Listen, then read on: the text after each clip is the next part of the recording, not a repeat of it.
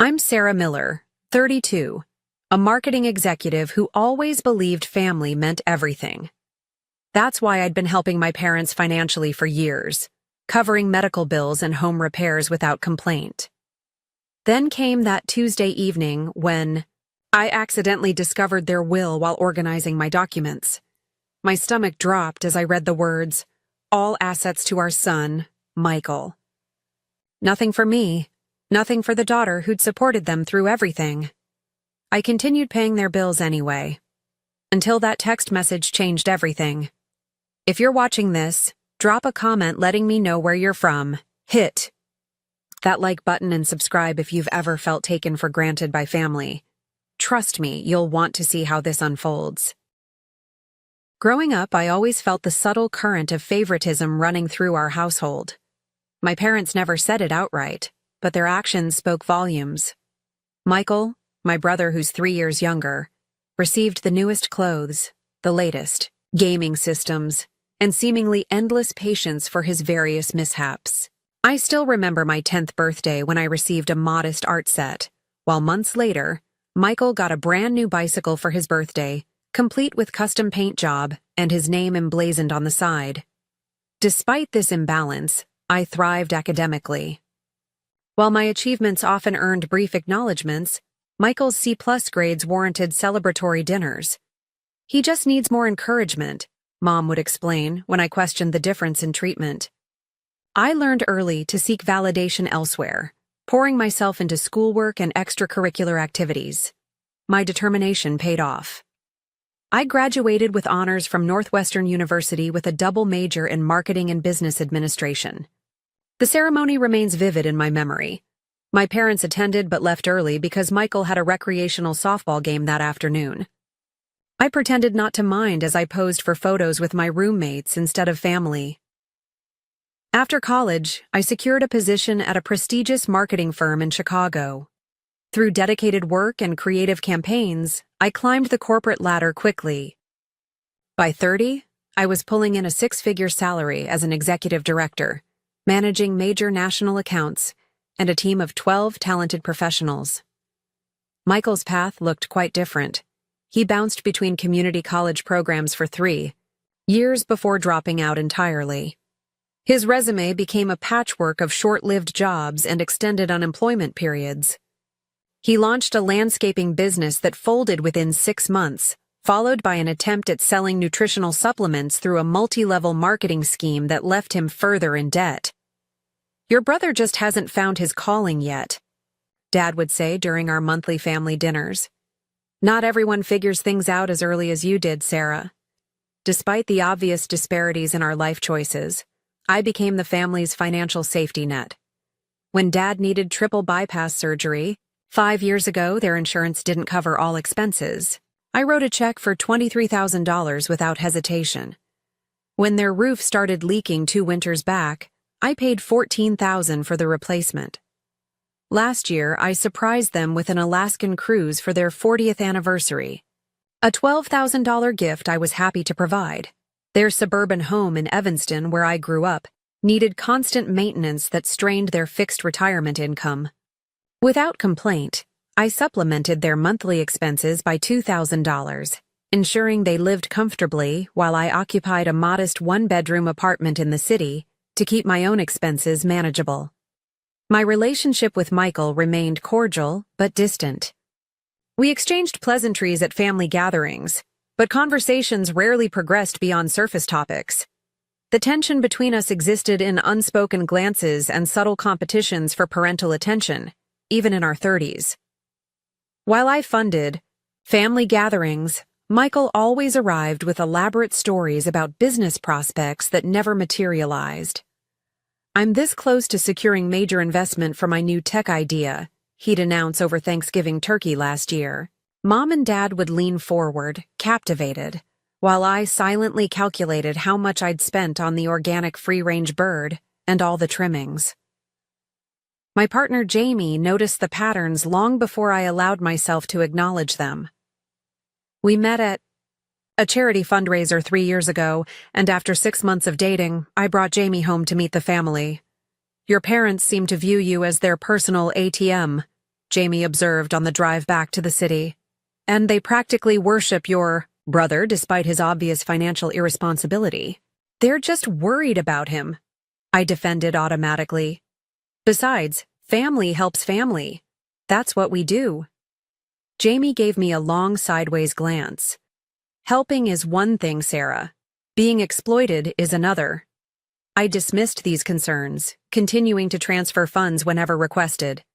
When Mom mentioned their air conditioning failed during last summer's heat wave, I immediately arranged for a new system installation, costing $8,000. When Dad's vision deteriorated, I covered the specialized lenses not included.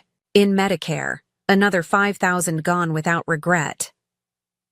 All the while, Michael lived rent-free in their finished basement, contributing nothing to household expenses while pursuing his latest passion project, developing a smartphone app that would revolutionize dog walking according to his enthusiastic dinner table pitches. Family helps family. This mantra echoed through my mind with every transaction, with every sacrifice of my own financial goals. I delayed purchasing my own home, postponed my dream vacation to Japan, and continued living modestly while ensuring my parents wanted for nothing. This was what good daughters did, I told myself. This was love in action. How wrong I was about what love should look like. The discovery happened on an ordinary Tuesday evening in April. Spring rain tapped gently against my apartment windows as I organized financial documents with my advisor, Elaine. We'd been reviewing my retirement contributions and investment portfolio when she asked about my parents' estate planning. Have they updated their will recently? Given how much you support them financially, it would be prudent to understand their plans, Elaine suggested, adjusting her glasses. I'm not sure, I admitted. But we share a family cloud storage account for important documents. I can check if they've uploaded anything. I opened my laptop and navigated to the shared folder. Scrolling through tax forms and insurance policies, I spotted a file labeled Final Will and Testament Updated January. Curious, I clicked it open, expecting standard legal language distributing their modest assets between Michael and me. The document loaded, official and formal with my parents' names prominently displayed at the top. I skimmed through the legal terminology until reaching the asset distribution section. Then my world tilted sideways. We bequeath all financial assets, properties, investments, and personal belongings to our son, Michael James Miller. I blinked, certain I'd misread. My eyes darted across the page, searching for my name, for any acknowledgement of my existence. There was a small footnote. We have provided sufficiently for our daughter Sarah throughout her successful life and career. My hands began trembling so violently that I knocked over my coffee mug, sending brown liquid pooling across my financial statements. Elaine quickly grabbed tissues, dabbing at the spreading stain while shooting me concerned glances. Sarah? What's wrong? You've gone completely pale. Words failed me initially. My throat constricted as though invisible hands were squeezing my windpipe. Finally, I turned the laptop toward her, finger pointing at the damning clause. They've left everything to Michael, I whispered, tears gathering. Every single thing. The house I've helped maintain, the car I helped them purchase, even Mom's jewelry collection she always said would be mine someday. Elaine read silently, her professional demeanor slipping momentarily to reveal genuine shock. This is unusual, given your financial contributions to their well-being. That simple acknowledgement cracked my composure entirely. Tears flowed freely now, accompanied by ugly, gasping sobs that I couldn't control. Years of sacrifice and silent resentment burst forth in that moment, flooding my apartment with raw emotion. 7 decades, I choked out between sobs. $73,000 in 3 years alone. That's what I've given them. And this is how they repay me? Elaine rescheduled our remaining agenda items, suggesting I take time to process this revelation before making any decisions. After she left, I paced my apartment until midnight, replaying countless moments when I'd stepped in to solve my parents' financial problems while Michael contributed nothing. Sunday dinner loomed 3 days away.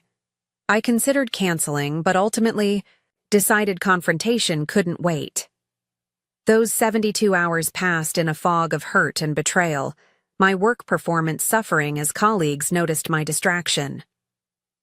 When Sunday arrived, I drove to my parents' suburban home with a knot in my stomach. The house looked particularly beautiful that day. The lawn recently landscaped, the exterior paint fresh from last summer's renovation I'd funded.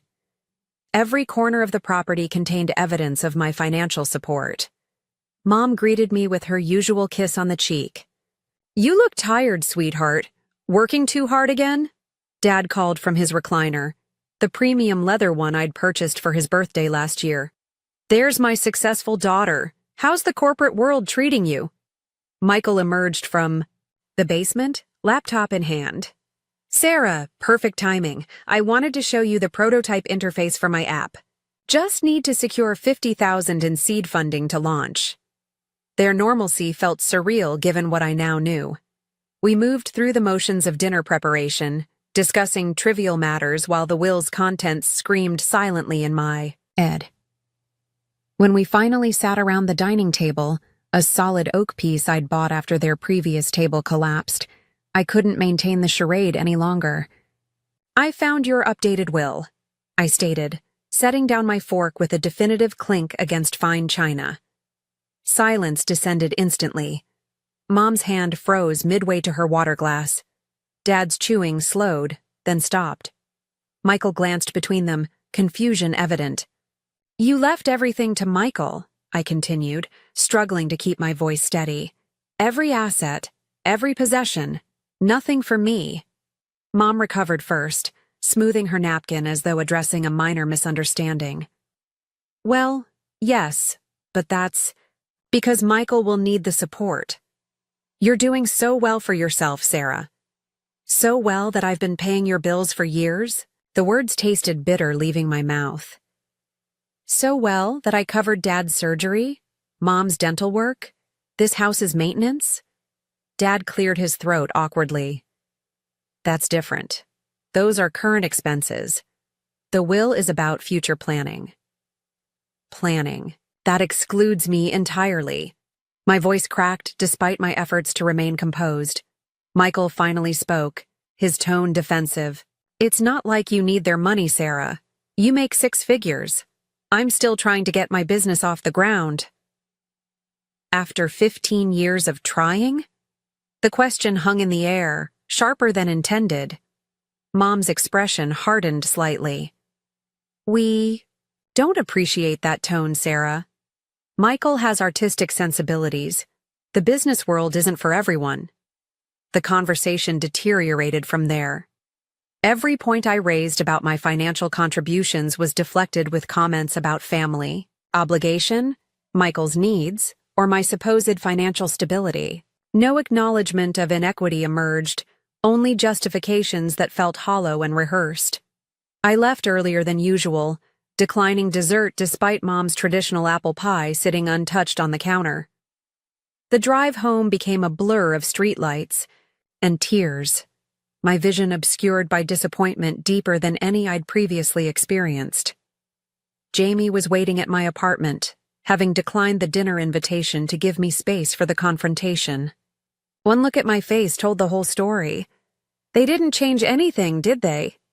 Jamie asked softly, opening arms for an embrace I desperately needed. I collapsed into the comfort offered, sobbing into Jamie's shoulder. "They don't even see it. They act like I owe them this support while Michael deserves their inheritance because he's less capable." Sleep evaded me that night despite emotional exhaustion. I stared at my ceiling, cataloging years of financial assistance that had apparently meant nothing in terms of familial appreciation. By morning, red-eyed and drained, I called my therapist, Dr. Martinez, requesting an emergency session. "I need help," I admitted when her receptionist asked about urgency. "I've just discovered something about my family that's breaking me apart." Dr. Martinez's office always smelled faintly of lavender and old books. The familiar environment usually brought comfort, but today, even these soothing elements couldn't ease my internal turmoil. I sank into the worn leather chair opposite her desk, clutching a tissue box like a lifeline. I've been financing my parents' lifestyle for years while they've planned to leave everything to my brother, I explained, voice hollow from emotional exhaustion. I feel used, betrayed, like some kind of family bank account rather than a daughter. Dr. Martinez listened attentively, her expression compassionate yet analytical. When I finished recounting the discovery and painful dinner confrontation, she leaned forward slightly. Sarah, sometimes in these situations, it helps to quantify exactly what we're dealing with. Have you ever created a comprehensive record of your financial contributions to your parents? The question struck me as oddly simple yet profound. No, I just pay when they need something. I've never kept track. That might be your first assignment then. Before making any decisions about how to proceed, catalog everything you've contributed over a specific time frame. This gives us objective data to work with. The suggestion made practical sense. That evening, I opened a new spreadsheet on my laptop and began methodically listing every expense I'd covered for my parents. Starting with the past 3 years, I combed through bank statements, credit card records, and tax documents. Medical expenses formed the largest category. Dad's heart surgery copays, mom's dental implants, prescription medications not covered by insurance, specialized hearing aids, vision therapy sessions. The total medical assistance alone exceeded $35,000. Home maintenance and improvements came next: roof replacement, HVAC system upgrade, water heater installation, bathroom renovation for accessibility, lawn care service, exterior painting, flooring replacement after water damage. These numbers quickly accumulated to $28,000. Monthly supplements to their retirement income. $2,000 transferred automatically on the first of every month. For 36 months. $72,000 in basic support. Luxury items and experiences I'd gifted. The Alaskan cruise anniversary present. Dad's leather recliner. Mom's pearl necklace for her birthday. The oak dining table. Matching wingback chairs for their reading nook. Smart television with premium streaming subscriptions. Another $20,000 there. Transportation costs, maintenance on their sedan, new tires each winter, insurance premiums I quietly covered when they complained about rate increases. $7,000 more. Holiday expenses, Thanksgiving dinners, Christmas gifts, Easter brunches, Mother's and Father's Day celebrations I funded entirely while Michael brought token gifts. Approximately $6,000 annually. By midnight, the spreadsheet revealed a staggering total, $168,000 over 3 years. The number glowed on my screen, validating my sense of exploitation while simultaneously breaking my heart. Sleep eluded me again, as I confronted memories of what I'd sacrificed to provide this level of support. The down payment for my own home, delayed indefinitely. The master's degree program I'd deferred twice. The 2-week Japan trip Jamie and I had planned, but canceled when Mom needed dental work the same month. Morning brought clarity through exhaustion. I scheduled an appointment with my financial advisor Elaine for that afternoon, bringing the detailed spreadsheet with me. "This is substantial," she commented, reviewing the figures. "Especially considering your own financial goals remain unfulfilled."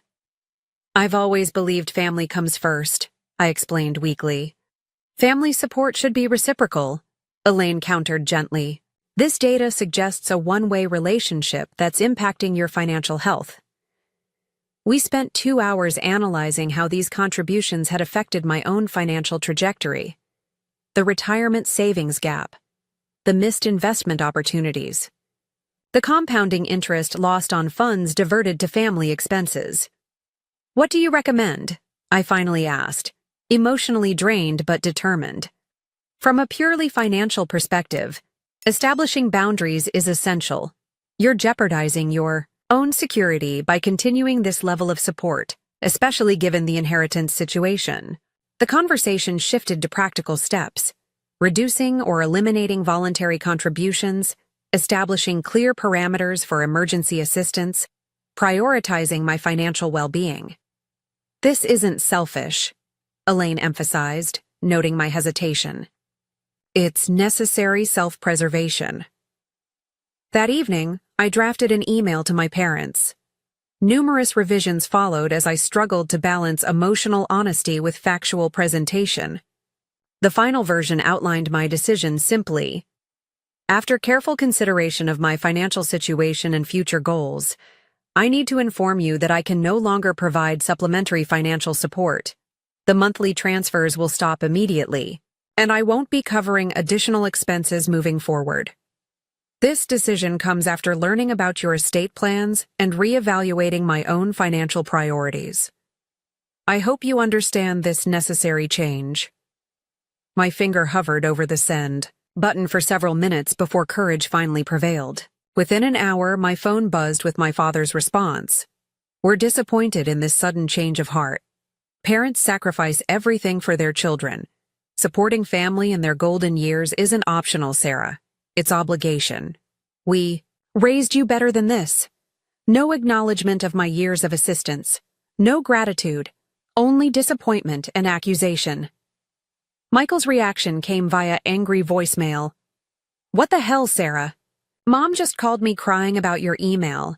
They're on fixed incomes. You know they depend on your help. Is this about the will? Because that's really petty. They need you now, not after they're gone. Each word reinforced my decision while simultaneously triggering waves of guilt.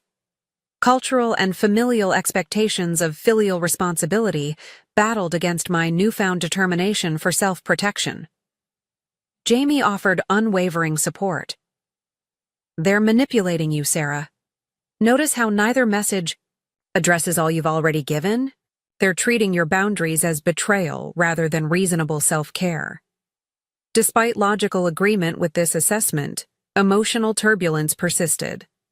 I contacted Dr. Martinez again, seeking reinforcement for my wavering resolve. Guilt often accompanies boundary setting, especially with family, she reassured me. Remember that healthy relationships involve reciprocity and respect for each person's well-being. Your decision isn't rejecting your parents, it's reclaiming necessary balance. With this professional validation, I silenced my phone notifications and focused on recalibrating my financial plans. For the first time in years, my budget reflected my own priorities rather than external obligations disguised as family duty. The sense of liberation proved both exhilarating and terrifying. Freedom intertwined with guilt as I navigated this unfamiliar territory of prioritizing myself above parental expectations. 2 weeks of silence followed my boundary-setting email. My phone remained conspicuously quiet, lacking the usual stream of parental requests and casual check-ins. This absence created an unsettling mixture of relief and anxiety that impacted my daily functioning in unexpected ways. Morning routines felt different without Mom's typical text messages inquiring about my schedule or sharing neighborhood gossip. Evenings stretched longer without Dad's calls discussing home projects needing my input, which inevitably meant my funding. The silence itself became a presence, simultaneously liberating and oppressive. Guilt and relief played tug-of-war with my emotions. One moment I'd feel triumphant about reclaiming financial autonomy, the next I'd worry about their well-being with genuine concern. Had I been too harsh? Were they struggling unnecessarily because of my decision? My first test arrived.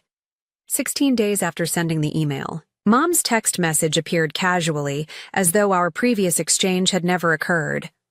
Utility bill came in much higher than expected this month. Could use some help covering the $342 difference. Thanks in advance. No pleasantries, no acknowledgement of my stated boundary.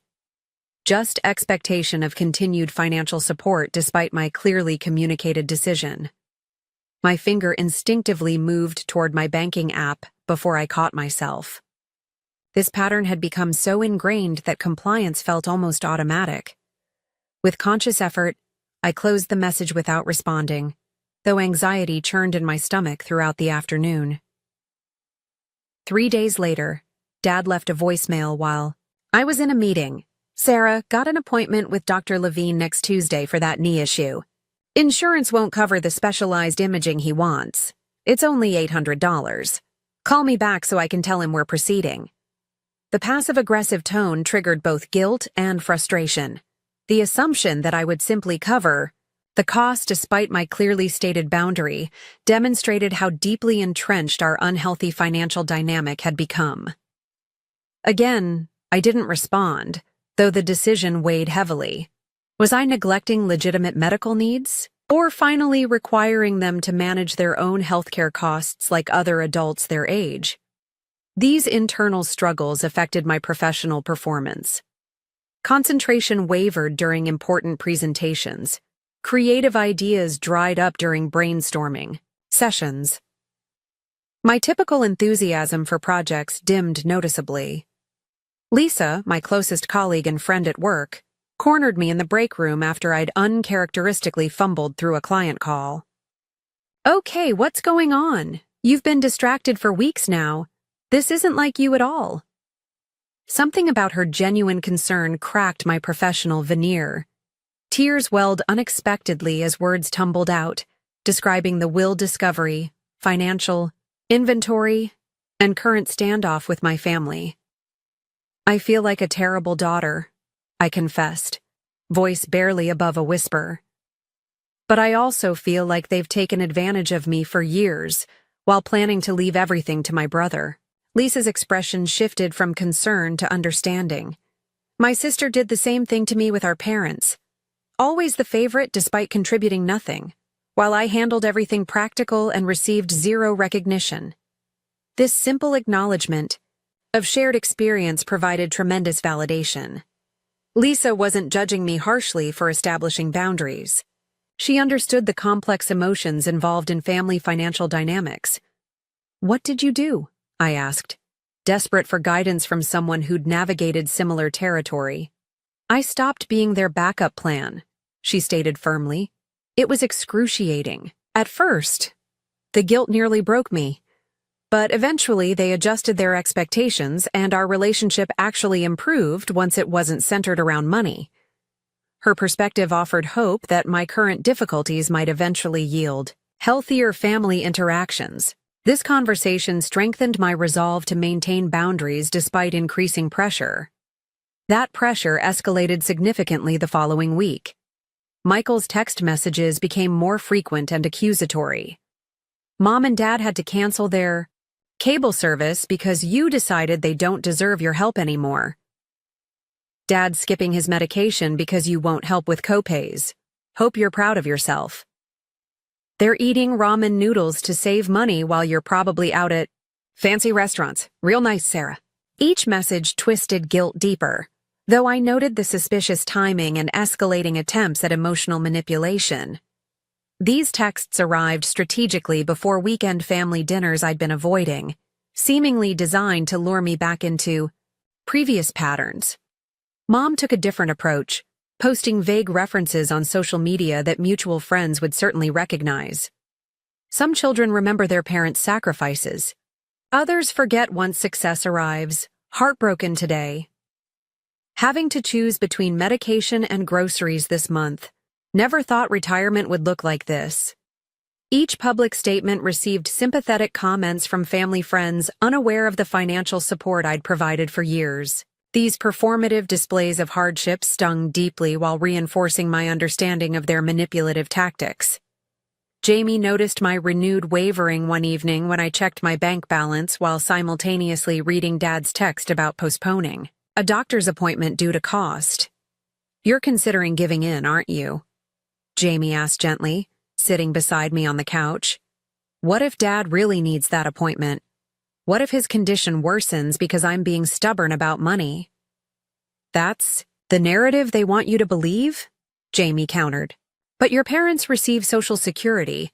have Medicare, and your dad has a pension. They managed before you started supplementing their income.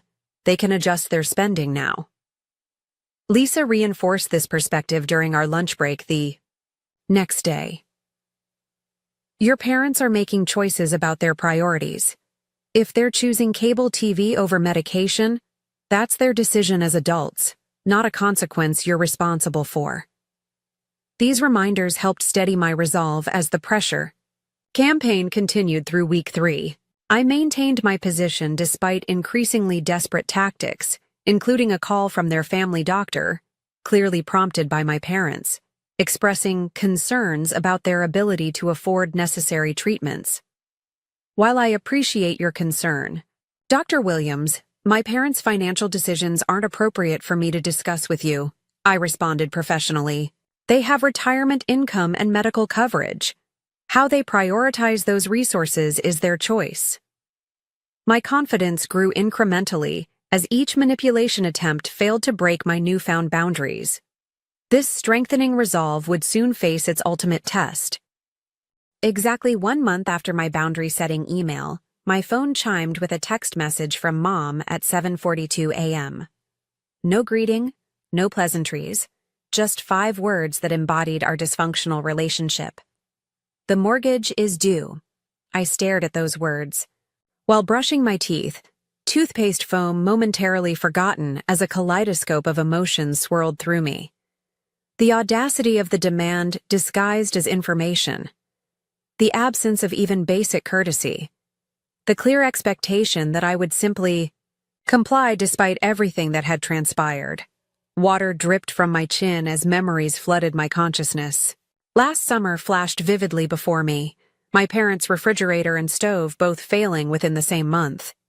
Without hesitation, I'd purchased high-end stainless steel replacements totaling $7,000.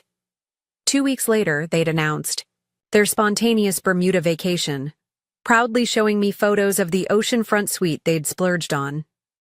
It was time we treated ourselves, Mom had explained while I silently calculated how many months of savings that appliance purchase had cost me. The bathroom mirror reflected my expression transitioning from shock to determination. Setting down my toothbrush, I called Dr. Martinez's office and requested a brief phone consultation. I need guidance on responding to a particularly manipulative request, I explained to the receptionist. It's urgent. 90 minutes later, Dr. Martinez's calm voice provided the perspective I needed. This message reflects their unchanged expectations despite your clearly communicated boundaries, she observed. How does it make you feel reading it? Angry. Hurt. Disrespected, I admitted. Like nothing I've said matters. Those feelings are valid indicators that your boundaries are being violated. A response that reinforces your position while acknowledging your emotions would be appropriate here. We discussed various reply options, considering tone and content carefully. Dr. Martinez emphasized maintaining clarity without unnecessary emotional engagement that might prolong unhealthy patterns. Remember, Sarah, your parents are adults who managed their finances before your contributions began. They have options that don't involve you. After our conversation, I sat at my kitchen counter composing and deleting multiple responses. The challenge lay in balancing firmness with unnecessary cruelty, boundary setting with emotional reactivity. Finally, after careful consideration, I typed a response that felt authentic while maintaining necessary distance. I'm not your bank. I'm your daughter who you've chosen to disinherit. My finger trembled slightly before tapping send. 12 simple words that encapsulated years of complex family dynamics and my newfound self-respect. The immediate aftermath brought racing heartbeat and shallow breathing. Had I gone too far? Been too harsh? The anxious spiral began until I consciously implemented breathing techniques from therapy. Inhale, counting to 4. Hold for 7. Exhale for 8. Repeat until calm returned. Relief gradually replaced anxiety, as I acknowledged the truth in my response. I wasn't responsible for their mortgage. I wasn't obligated to fund their lifestyle while receiving nothing but demands in return. This boundary wasn't about punishing them, but about respecting myself. The response barrage began within minutes. Mom's indignant reply came first. "How dare you speak to me that way? After everything we've done for you, we gave you life itself." Dad's message followed quickly. "Your mother is crying. I hope you're satisfied with yourself. This isn't how we raised you to behave." Michael's contribution arrived with predictable outrage. "You're actually letting our parents lose their house over money? What kind of monster have you become?" Each message attempted to reclaim control through guilt and shame. Each accusation implied my boundaries represented moral failure rather than healthy self-protection. The old Sarah would have crumbled under this pressure, immediately transferring funds with accompanying apologies for asserting any needs of my own. The new Sarah silenced her phone notifications and continued preparing for her workday with steady hands and clearer conscience. By afternoon, missed calls accumulated. 6 from Mom, 4 from Dad, 8 from Michael. Voicemails filled my inbox, each more desperate or angry than the last. "Sarah, this is your father. We need to talk about your attitude. Call me immediately. Your father's blood pressure is through the roof because of your message. Are you trying to give him another heart attack? Call me back now. Sis, you've really crossed a line." Mom's beside herself. Dad's furious. "Just send the damn mortgage money and apologize." Jamie offered to screen messages that evening, protecting me from the emotional onslaught while preserving any truly important information. This support proved invaluable as the campaign intensified. On day 2 of the mortgage crisis, tactics shifted. Dad finally called with a different approach, his voice deliberately calm when I answered. "Sarah, honey, I think we need to discuss this situation rationally. Your mother was upset yesterday and perhaps expressed herself poorly." The reasonable tone represented a calculated strategy shift rather than genuine understanding. I maintained composed detachment throughout the conversation. "There's nothing to discuss, Dad. I've made my position clear. But surely you understand. Our financial situation requires family support," he countered smoothly. "We're on fixed incomes with increasing medical expenses. You've managed your finances your entire adult lives. You'll continue managing them without my supplementary income." His facade cracked slightly. "This is about the will, isn't it? You know Michael needs more security than you do. This is about recognizing that relationships involve mutual respect and appreciation. I've contributed over $160,000 to your household in 3 years alone. That contribution has been taken for granted while you've planned to exclude me entirely from your estate." Silence stretched momentarily before his voice returned with unfamiliar coldness. "So you're keeping score? Putting a price tag on helping your parents?" "I'm acknowledging reality, Dad. You and Mom chose to leave everything to Michael. I'm choosing to prioritize my financial well-being moving forward." The conversation devolved rapidly into accusations and recriminations. Dad referenced sacrifices made during my childhood. I noted my decades of responsible financial behavior compared to Michael's continuous dependency. Painful truths emerged that had festered beneath superficial family harmony for years. "Maybe we should all sit down together and discuss this properly," Dad finally suggested, exhaustion evident in his voice. "Come over this Saturday. We'll talk through everything like adults."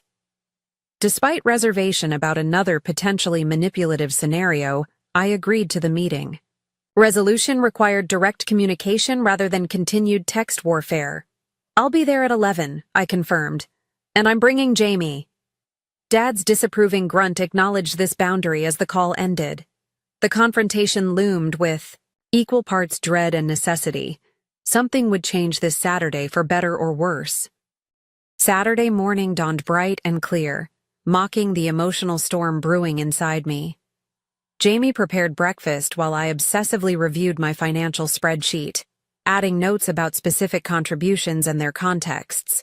The document, represented my shield against gaslighting or emotional manipulation during the impending confrontation. "Remember, you're not going there to justify your decision," Jamie reminded me, sliding a plate of scrambled eggs across the counter. "You're going to explain it one final time and then maintain your boundary regardless of their reaction." I nodded, picking at my food without appetite. "I know.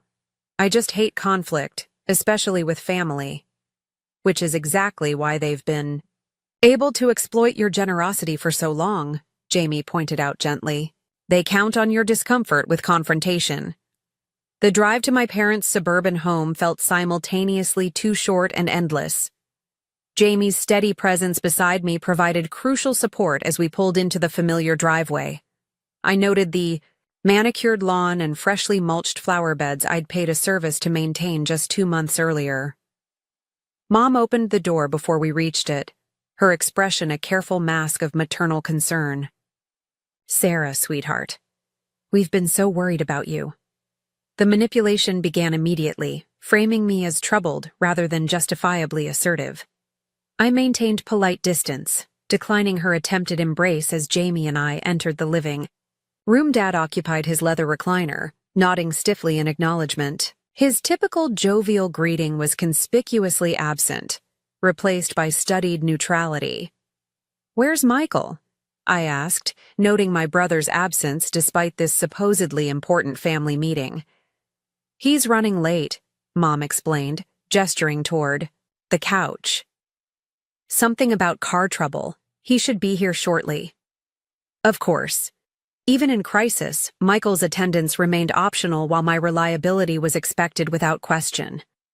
This subtle inequity reinforced the very dynamic under discussion. We settled into uncomfortable silence, broken only by Mom's nervous commentary about neighborhood happenings and recent television programs. 20 awkward minutes passed before Dad cleared his throat dramatically. "We might as well begin without your brother. Sarah, your mother and I are deeply concerned about your recent behavior and attitude toward family obligations." The framing attempted to position me as problematic rather than responding reasonably to problematic treatment. I recognized the tactic immediately. "Let's be specific about what's happening," I countered calmly. "I discovered you've chosen to leave your entire estate to Michael while expecting me to continue financing your current lifestyle. I've decided that arrangement doesn't work for me." Mom's expression tightened. "That makes it sound so transactional, Sarah. Families support each other without expecting anything in return." "Exactly my point," I agreed. "Yet when have you supported me financially since college? When has Michael contributed to your expenses? The support has flowed in one direction only." "We gave you a stable childhood," Dad interjected defensively. "We put you through college. You contributed partially to my undergraduate education, which I appreciate," I acknowledged. "I've been financially independent since graduation and have become your primary financial support for the past decade. That's because you can afford to help. Michael struggles financially." Mom's voice rose slightly with frustration. This circular reasoning had dominated previous discussions. Today, I came prepared with evidence rather than emotion. Opening my laptop, I turned the screen toward them. "I've documented every financial contribution I've made to your household over the past 3 years alone. The total exceeds $168,000. The color drained from both their faces as they leaned forward, scanning the detailed spreadsheet categories. Medical expenses, home improvements, monthly supplements, luxury items, transportation costs, holiday expenses. Each row contained dates, amounts, and specific descriptions. "This can't be right," Mom whispered, genuine shock evident in her expression. "Every entry corresponds to bank transactions I can verify," I stated firmly. "This doesn't include gifts, restaurant meals I've covered, or smaller expenses under $100. Dad adjusted his glasses, examining the document more closely. His typical bluster deflated visibly as the numerical reality confronted him. We never realized it totaled this much, he admitted quietly. That's part of the problem, I explained. You've treated my financial support as expected rather than extraordinary. Meanwhile, I've delayed my own financial goals to provide this assistance. Silence descended as this reality sank in. Mom dabbed at unexpected tears while Dad stared at the spreadsheet with furrowed brow. We've been struggling more than you know, he finally confessed. Medical costs keep rising. The pension doesn't stretch as far as we planned. And there are some debts you don't know about, Mom added hesitantly. Credit cards mostly. This revelation surprised me. How much debt? They exchanged uncomfortable glances before Dad sighed heavily. About $48,000 across 6 cards. We didn't want to worry you, Mom explained weakly. Yet you expected me to continue subsidizing your lifestyle without complete financial transparency, I noted without accusation, simply stating fact. Another uncomfortable silence before Mom spoke barely above a whisper. There's something else you should know about Michael. Dad shot her a warning glance, which she ignored. He has a gambling problem, Sarah. Has for years. Some of those credit card debts. We took them on to cover his losses when things got really bad. This revelation struck like physical impact. The pieces suddenly aligned with crystal clarity. Michael's perpetual financial struggles. The constant emergency requests that bypass normal boundaries. The inheritance plan designed to protect someone with addiction issues rather than reward filial dedication.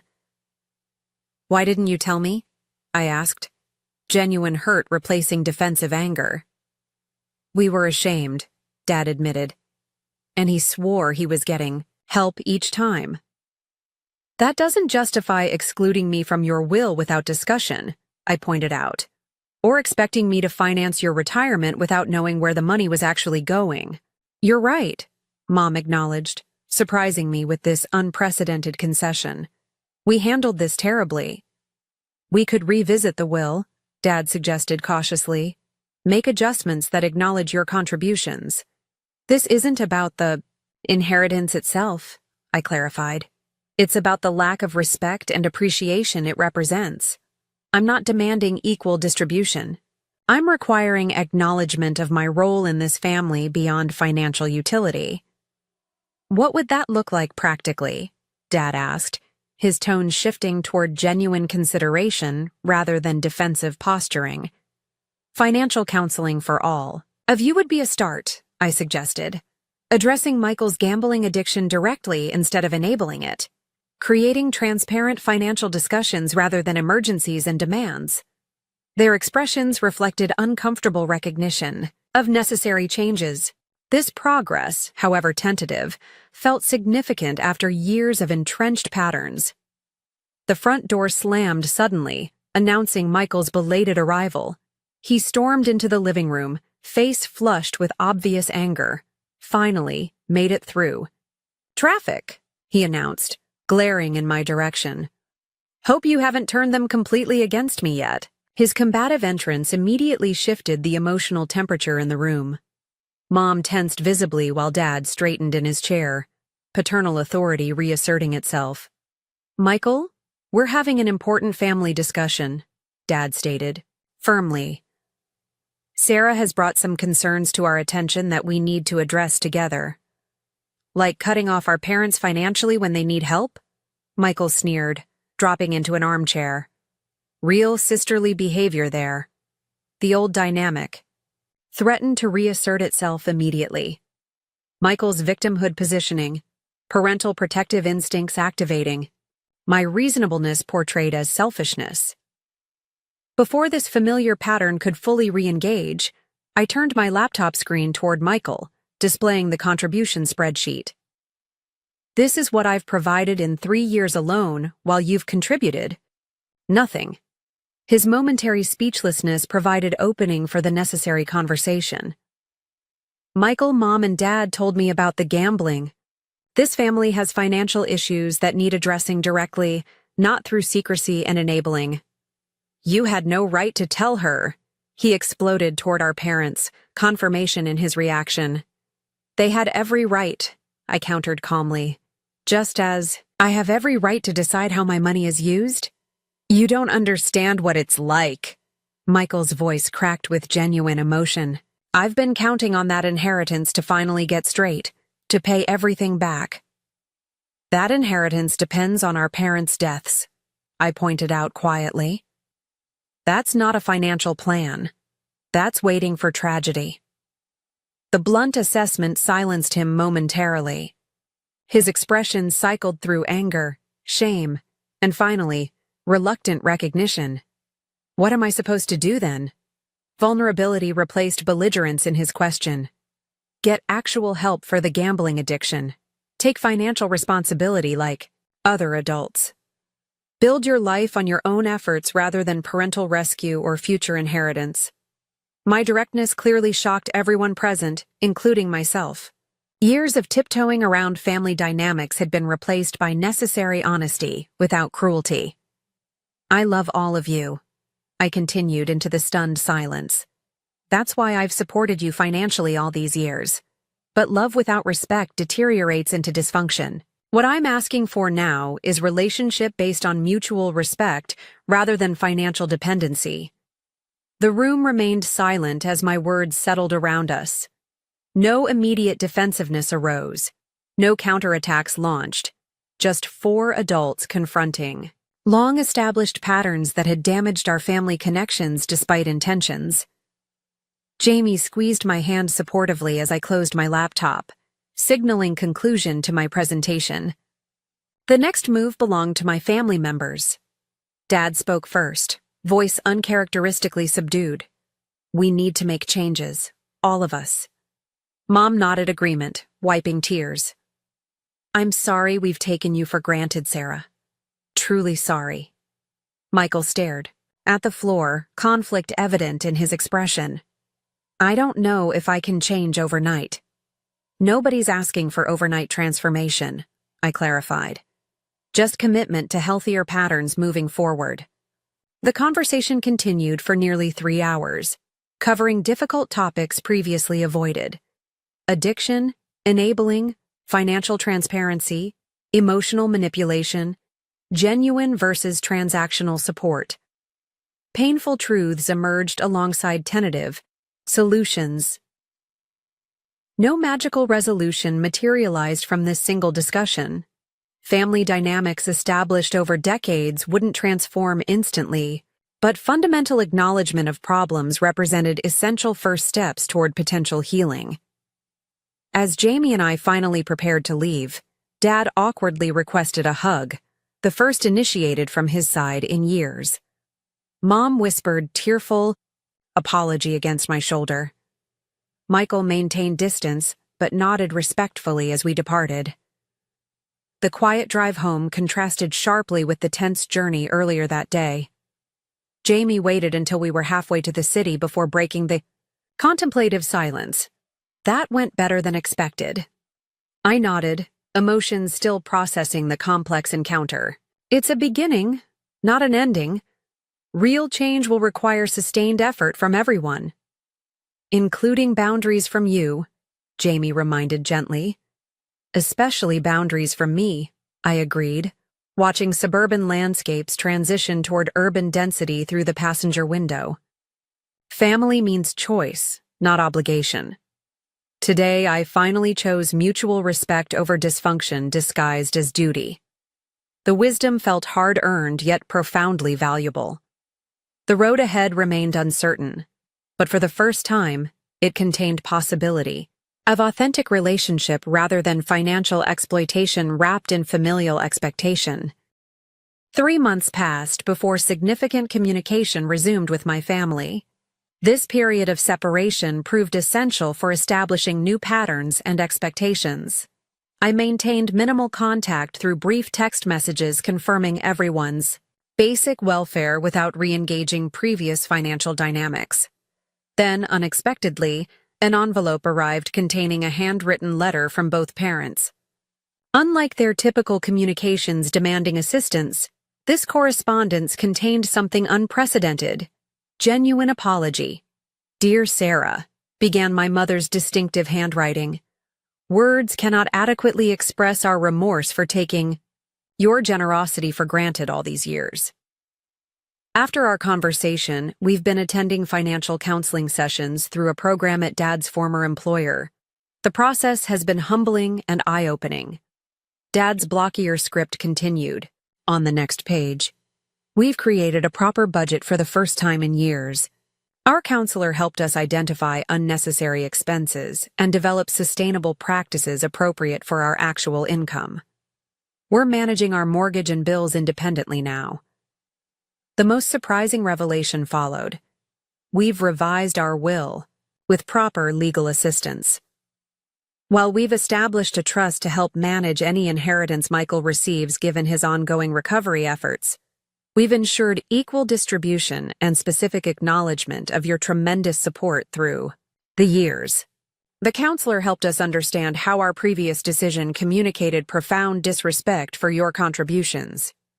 I read the letter multiple times, emotions fluctuating between cautious optimism and protective skepticism. Was this genuine transformation or another manipulation tactic? The concrete actions described suggested authentic change rather than empty promises. A week later, I agreed to coffee with Mom at a neutral cafe midway between our homes. Her appearance surprised me immediately. Gone were the designer clothes and expensive accessories typically financed through my supplementary income. Instead, she wore simple, practical attire more appropriate for their actual financial situation. The financial counselor had us track every expenditure for 30 days, she explained, stirring her modest regular coffee rather than the specialty drinks she previously preferred. It was shocking to see where the money actually went. So much. Waste on appearances and temporary pleasures. Our conversation progressed with unfamiliar honesty. She acknowledged the decades-long pattern of favoritism toward Michael, partly stemming from his greater neediness and partly from unconscious gender expectations about my self-sufficiency. We treated your success as reason to expect more from you rather than celebrate your accomplishments, she admitted. While we coddled Michael's failures and made endless excuses for his behavior. The accountability in her words felt revolutionary after years of denial and deflection. This wasn't performance or manipulation, but genuine recognition of harmful patterns. Dad joined us for lunch the following weekend, bringing similar acknowledgments from his perspective. I always prided myself on providing for this family. When retirement and health issues made that impossible, I transferred that pride to you, expecting you to maintain our lifestyle without recognizing the burden it placed on your future. These conversations, while healing, didn't immediately restore complete trust. Real transformation requires sustained evidence, not temporary behavioral modifications. I maintained firm boundaries around financial assistance while cautiously rebuilding emotional connection. Michael's journey proved more complicated. His initial resentment toward my boundary setting persisted longer than our parents' resistance. The revised inheritance arrangements triggered particular bitterness until Dad facilitated a difficult conversation addressing the gambling addiction directly. I've been attending Gamblers Anonymous meetings twice weekly, Michael eventually shared during a tentative dinner together. 90 days clean so far. The program makes you confront how your addiction affects everyone around you. I owe you an apology for years of expecting rescue while contributing nothing in return. His accountability, while imperfect and occasionally interspersed with backsliding, represented significant progress from previous entitlement. He secured steady employment for the first time in years, managing apartment maintenance for a local property company with structured hours and responsibilities. My own healing journey progressed through continued therapy with Dr. Martinez, who helped process complex emotions around family expectations and self-worth. You're navigating the difficult transition from enabling to supporting, she observed during one particularly insightful session. Supporting means respecting others. Capacity to manage their own challenges while enabling involves resolving problems they should address themselves. This distinction clarified appropriate boundaries moving forward. I could express love through presence, attention, and emotional availability, without assuming financial responsibility for others' choices. This balanced approach allowed genuine relationship without exploitation. The monthly transfers that previously strained my finances now redirected toward my own security and goals. Within 6 months, I accumulated sufficient savings for comfortable down payment on a modest condo closer to my workplace. The housewarming celebration included family members who brought potluck contributions rather than empty-handed expectations. My relationship with Jamie strengthened through this challenging period, mutual respect deepening as we navigated family complexity together. Our conversations expanded to include potential future family plans, discussing how we might establish healthier patterns for the next generation should we choose to have children. I don't want to replicate my parents' favoritism or financial manipulation, I explained one evening as we discussed potential parenting approaches. Every child deserves equal emotional investment regardless of personality or achievement. Jamie nodded thoughtfully. And teaching financial responsibility early seems crucial based on your family experience. These theoretical discussions represented significant growth from my previous unexamined acceptance of dysfunctional patterns as normal family dynamics. The holiday season arrived with trepidation about potential regression to unhealthy habits under festive pressure. I hosted Thanksgiving dinner at my new condo, establishing clear expectations beforehand. Everyone would contribute specific dishes, gifts would remain modest, and financial discussions were prohibited during celebrations. To my pleasant surprise, these boundaries received respectful compliance. Dad brought his famous cornbread stuffing while Mom contributed homemade cranberry sauce. Michael arrived with store-bought but thoughtful dessert within his means. The conversation flowed naturally without underlying current of unspoken financial tension for the first time in memory. As we gathered around my dining table, the material simplicity contrasted sharply with previous elaborate holiday productions. I'd financed entirely. Yet the emotional authenticity enriched our interaction beyond anything purchased with money. Genuine laughter replaced performative harmony. Real connection supplanted transactional obligation. Observing my family's attempts at healthier interaction, I recognized profound truth about relationships. Unconditional love doesn't require unconditional financial support or endless sacrifice of personal well-being. True family connection thrives on mutual respect rather than exploitation disguised as obligation. The journey toward balanced family dynamics continues with occasional missteps and necessary course corrections.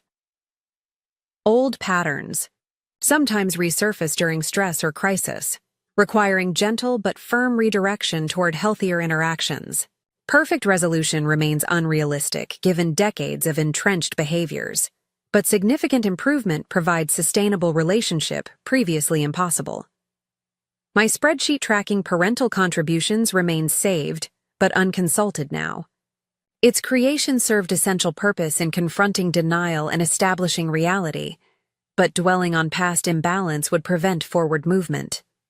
The document exists as historical record rather than active scorecard, available if boundary reinforcement becomes necessary, but not central to daily interaction.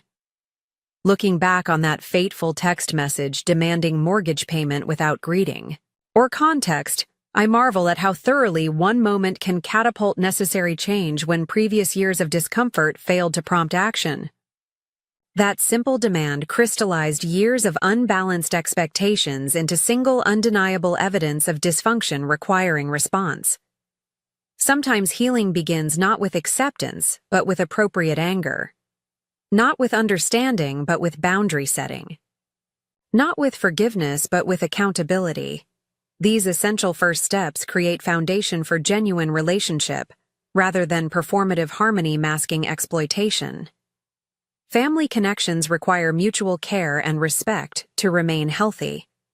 When patterns deteriorate into one-sided giving without appreciation, recalibration becomes necessary for everyone's well-being. This truth applies whether relationships involve parents, siblings, partners, or friends. I've learned to honor myself while loving others, to recognize that genuine support empowers recipients rather than creating dependency, to understand that respect forms essential foundation for meaningful connection, stronger than obligation could ever produce. Have you ever experienced similar family financial dynamics? How did you navigate establishing boundaries while maintaining relationships? Your stories matter and might help others facing similar challenges. Please like this video if it resonated with your experiences. Subscribe for more authentic family discussions, and share with anyone struggling with setting necessary boundaries. Remember, you deserve relationships built on mutual respect rather than obligation disguised as love. Thank you for listening to my journey, and I wish you strength in creating the healthy connections you deserve.